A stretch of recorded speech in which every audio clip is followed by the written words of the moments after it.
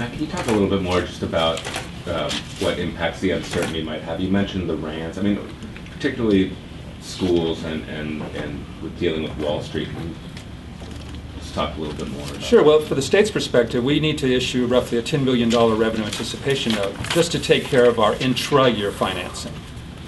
And when you issue those rants, typically at the earlier part of the fiscal year, you have to have, investors have to have some certainty that they'll be repaid in May or June of that year. And if you have an election that's contingent on a huge part of solving your budgetary problem in the intervening time, investors can't have that certainty that they need. So that's what's problematic from the state's perspective on their cash flow needs. For schools, it's a case of what do they plan for now? They need to make decisions in the near term. How many teachers do you hire? What programs are you going to operate? And you can't start off, what they tend to do is be more conservative because it's much easier to add back in a little later than to have to cut back mid-year. So once again, it's just some certainty. And again, that's not the end-all and be-all certainty. If people knew they had a reasonable chance, but it was risky of having a lot more money, they may be willing to take that. But certainly that the legislature to take that into account in their decision-making, and to the extent possible, try to at least minimize the uncertainty to the various parties involved in the budget. Do you guys agree, following on that the Treasurer outlined that the Wall Street would need specificity in the absence of the taxes, some way, and like a trigger or even to the point of a trigger of an absolute list that says this is what you get.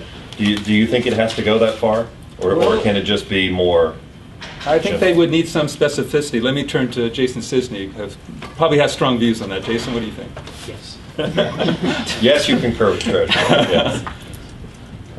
On your recommendation that if they have to do an election, that they do it toward the end of the fiscal year, are you suggesting that they actually solve for the deficit in advance? I mean, through, that they could have an election at the end of the year and then push, if the voters reject taxes, say, I guess it could push problem into the next year. The problem, Kevin, obviously, there's all sorts of combinations, right? You could have an election at the end of the year, but you could have passed the taxes that go into effect for 6 months for the full year, or you not have the revenues, and that you just start them beginning with that election. All we're suggesting is that at least, no matter which of those scenarios you're under, it affects how much solution you have, right? But if it hits towards the end of the year, at least then when you start the fiscal year, those parties know a little more about what they're dealing with for 11-12. Matt, can you talk a little bit about the risks of the funding for the realignment proposal? I mean, this is something where you're talking about maybe getting a temporary extension of taxes, start a whole pushing of low-level offenders to county responsibility, and then whoop, pull the money later. What kind of liability does that open up for the state? Well, I'm not sure it's so much liability of you're not going to get the kind of changes at the lower level at the start that you would want, because are you going to go out and hire new parole agents, probation agents at the local level, if you know these are going to not be moved back or we won't have the money available to deal with them? So there again, that's the kind of uncertainty. I mean, there are ways that you can possibly deal with that. You can delay the start of realignment. You can use existing funds. I mean, there are ways around it. But it certainly, again, makes it much harder to implement the way that you would like to implement. You talked about prioritizing taxes, that you would prefer things like the single sales factor and the enterprise zones. Do you have concerns about the impacts of the higher income tax and or sales tax rate, what they could have on the economy? Well, I think we've always been concerned because our marginal rates are so high relative to other states. I mean, we're amongst the highest in the nation. So again, it doesn't have to be all or nothing, though. Just as the governor has taken off the table to the 2011 personal income tax surcharge. Now, that might have been because of the timing that we're moving further along in the fiscal year. But the legislature might want to consider not doing the PIT or doing the sales at 1/2 cent or doing them both for a lesser period of time. I guess all we're saying is you do have a lot of options in the way that you think about revenue proposals. Have you looked more in detail at the proposed changes to the enterprise zone program, and do you think that they address any of your concerns about that program, or does it really change fundamentally? I think they make some improvements that over time would be better than what we have now. Jason, is that fair? Other comments on their proposal? We've looked at it preliminarily, but I can't say we've had a chance to work our way through them completely. But also they potentially could make the credit less valuable for employers, and so if you have a credit that is already not as effective, it's possible that certain aspects of the proposal would make it even weaker. I think in the end, we think the evidence still points to the need to eliminate the programs Just eliminate altogether. it, not reform it. But there are probably some good and more concerning aspects of the governor's proposal. Mac, I think in November you had said that if they solve half of the structural deficit, that would be a good place to aim for. Yeah. You just said that they've solved half of it. Does that give them more freedom or license to do one-time measures to solve the remainder of this $10 billion problem? Well, we certainly wouldn't want to encourage that. It may be that there are some one-time solutions that they could do. I think what we've said is that, excuse me, in November, when we thought about $10 billion, it was so much more than we had done recently. We thought that was kind of shooting high. And I think, the legislature and the governor deserve some credit for the early actions that they took, where they got probably $6 or $6.5 billion of ongoing, expenditure reductions and solutions. And then, of course, with the economy improving and the revenues, that knocks out a nice little chunk. So I think what we said is you've already gotten halfway there. You still have to do something to solve the remaining part of the budget. This is really kind of a golden opportunity. You can either, if you can buy off on the governor's proposal, can accept the tax proposals, that goes a long way towards eliminating your operating shortfall in the near term. If there are concerns about the magnitude of those taxes and you don't want to go all the way there, you can still adopt other permanent kind of solutions, either on the expenditure side or replacement. But even if you don't get all the way there, this is really a golden opportunity, like I said, to shrink that deficit down to a very manageable amount at the very least. Matt, Yeah, could Mike. you, I don't know that much about the quarter system and when revenues come in, but one of the reasons we're in a better mood today is because we got $6 billion more than we anticipated.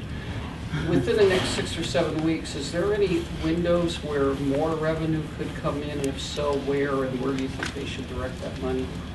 Well, sure, June is now a big month because it's such a big estimated payment month after our changes that we've made.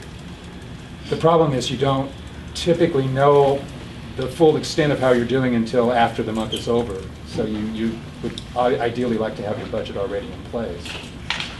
I suppose we could get some signs of how we're doing in June that might indicate that revenues were up even a little bit more, but it could go the other direction. So I don't want to speculate too much. If we thought we had more revenues, again, that just gives the legislature a lot more flexibility in how it closes the rest of the gap. It has less to do. Have we had an upswing between like May and June before any kind of major shift, or historically has it been pretty much right on track? No, I mean, we've had big changes both ways. I think the concern again, Michael, is that with the changes in the estimated payments now, we no longer have 4, we have 3, and they're larger amounts in June. We're still adopting to changing taxpayer behavior. And so there's still just so much uncertainty about what to expect, what to make of the payments that we get in. So we're a lot more modest in the way that we infer things from the data that's coming in because of all the changes that have been made to these payments. Your folks have a difference of some sort with the administration on how we explain the better money. Mm-hmm. And as you put out here, and as I've talked to them, they believe wage growth of high-income earners, though it seems, again, everybody's trying to figure out exactly what the heck that means.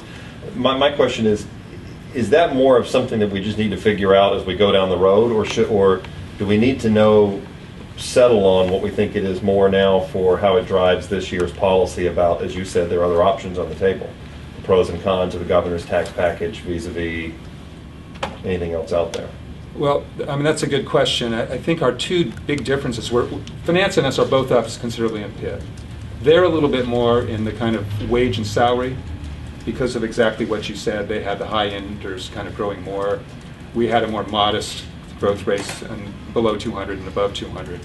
On the other hand, offsetting that is we had a little more money in capital gains. And so those are important distinctions for the longer run, I guess I would argue, John, in that it explains why we're a little bit lower in the out years, because we don't have that higher wage growth continuing on in the out years as much as they do. Although again, let's put things in perspective. We're a couple billion below them overall, which 3 or 4 years from now is kind of nothing. So I don't want to make too much of it. But it is important, if we get more information as we go along as to whether it's capital gains or to whether there really is this distinction by earners, it might affect the way we think about our out years and how much more risk there may be in our revenue numbers. Mac, every year, every budget that you analyze clearly has risks and uncertainties. Can you put it in perspective for us? How big of an uncertainty, how concerning is it to you, the election itself? I mean, based on other budgets that you've looked at over the years, how big of a risk is that? Well, I think it's a risk. It's just this big unknown, right? I think the administration, again, deserves some credit for trying to minimize various risks. For example, on Proposition 10, even though the legislature and the governor have already acted to try to grab $1 billion there, because of the lawsuits, they decided not to score that. Well, I mean, that's a commendable approach. It's saying we're going to be kind of conservative in the way we approach this to make sure our numbers are better. And I think, generally speaking, they've tried to eliminate many of those type of risks, and I think it's a fairly sound budget in that regard. But the election, again, it's a different kind of risk, right? It's this kind of up or down toggle. Either you're fine because you budgeted on those monies coming in, or you need to have some backup plan if they don't. So one way that you could address that risk is to say, well, here's what's going to happen if the voters voted down. Matt, going back to the wall of debt idea that the governor has talked about, do you have any recommendations for what would be a prudent sort of schedule of getting rid of that and addressing that? Not per se. I think in one schedule we saw it looked like the governor wanted to place a high priority on the deferrals of rolling all of those back. That certainly makes sense to us, to have it some sort of schedule where over a certain number of years in the near future you try to roll all those deferrals back. Special fund loan repayments, again, we haven't seen anything particular other than his proposal to pay off this $744 million that they have kind of extra in 11-12. They would make kind of a down payment on some of our special fund loans. Many of them are already scheduled, so that would just be a matter, does the legislature want to pay them off a little bit faster? I think the governor also alluded to, well, what happens as new revenues come in? Let's say we continue to grow. How do you want to dedicate those new revenues? I think that's also a good conversation to have with the legislature of, how do we want to commit those funds, either towards restoring some cuts or paying off the debt first. So I think it's just triggered a really good discussion.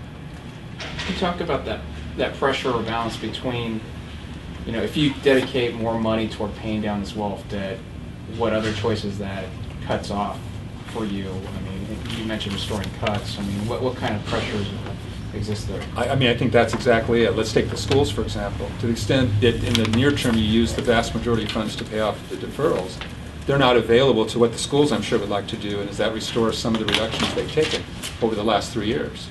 So the legislature will have to balance those two things out. Do we want to have a schedule of paying off the deferrals, but maybe not as much as the governor, in order to gradually restore some of those cuts? Those are the type of things that we'll have to have a discussion about.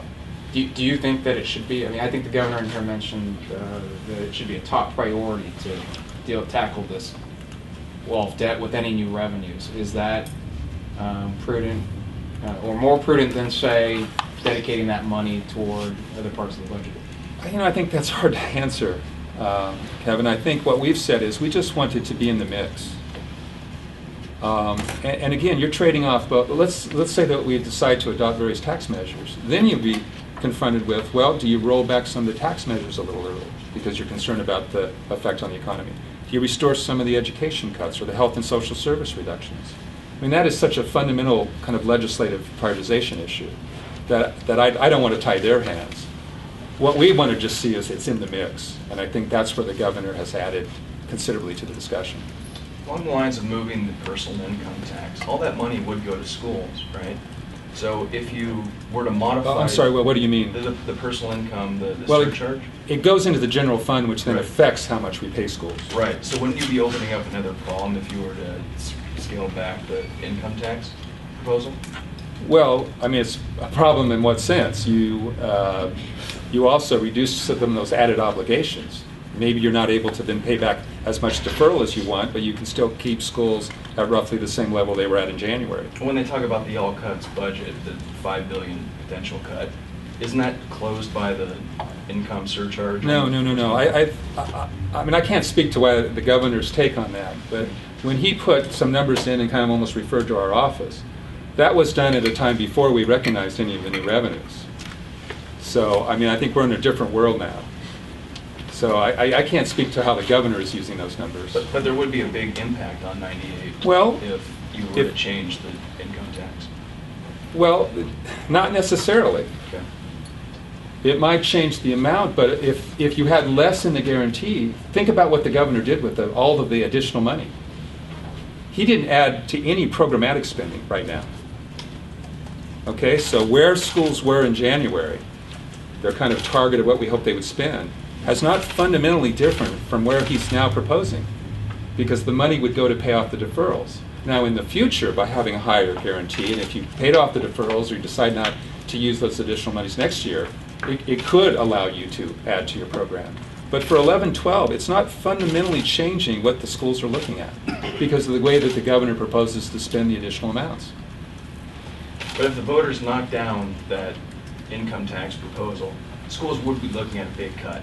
Well, no, Right? we don't know that. I mean, you've already had many of the Republicans say that the governor's January level is the level that they would like to spend at. Because remember, you have more money now to soften some of the blow. So I don't think, we would argue it's much, much less likely that you would be looking at the kind of cuts under a so-called all-cuts budget that people have examined, because we're in a very different situation now. On the notion of what the Republicans in the legislature have said, have you looked at all at the budget scenario they laid out? Granted, it was before the projections of the out year additional money, but just as a 1 year fix, their additional revenue was in the ballpark, 2.5, 2.8. I mean, that everybody's been talking. Does it pencil out? Have you looked at it? You know, not in great detail, John. I mean, some of the proposals we're familiar with. I think we would... Is it a one-time deal, though, as some have said? I mean, is that a fair characterization? No, I'm not sure that is. If I understand their proposals, we looked at some of them, and I think the way they had scored some of them, we would have questions about whether you could get all of those savings. But I think they had quite a few ongoing. So, but I'm not sure I'd consider it a one-time. I think the question more is of the way they had scored many of their proposals. Can you get all that they've attributed to it? For example, I think they had the UC taking over the medical care. Well, I think that's it's a proposal we've looked at and examined, and we think there are certainly ways that we can reduce our costs. Can you get that all in 11-12? I don't know. That seems less likely. So I think they have some interesting proposals, and I think the question is more, can they just get all that they've scored? You mentioned the Prop 10 litigation and the administration taking that $1 billion off the table. Aren't there other lawsuits? I'm thinking about like the Medi-Cal provider rate. Mm-hmm. Are you aware of other lawsuits where the administration has scored the savings, or other lawsuits? Well, conversely, there was one in foster care. Where's Todd? Help me out here. Todd here. Todd, I think they did count the foster care or the. Yeah, that case was we put the money in to pay for all the costs associated with the foster care lawsuit. And how much? I mean, how much is hanging in the balance? Is that still being litigated? The foster I believe care. that's pretty much been settled. Okay, but I'm talking about like others that are still hanging out other there. legal questions that are still hanging, like the Medi-Cal provider rate. Does anyone know the numbers on? Marianne, redevelopment would be one. Sean, on the provider rate, I'm sorry, I'm not. Yeah, those are still hanging out there, and some of them are still moving through the court. But where we've plugged in savings, though, that are contingent on winning those cases? We are assuming that we will prevail in many of those cases. Anybody else of my folks here on any other cases, the big amounts? If we think of some, we'll get back to it. Okay, great. Sorry. Anything else? Thank you very much. Thanks.